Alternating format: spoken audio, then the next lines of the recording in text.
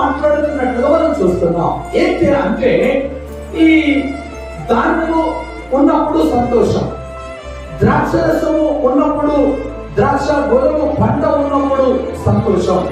కానీ వాటి కంటే ఇంకా ఎక్కువ సంతోషం ఎప్పుడు అంటే దేవుణ్ణి కలిగి ఉన్నప్పుడు. హల్లెలూయా!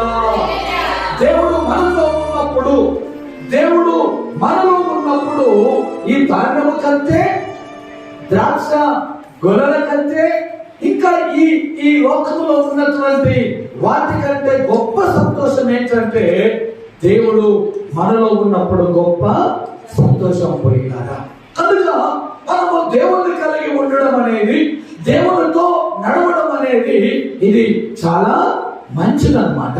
ఓకే, ఈ మొదటి వాక్యములో ధాన్యము కంటే, ద్రాక్ష గొర్రెల కంటే దేవుడు మనము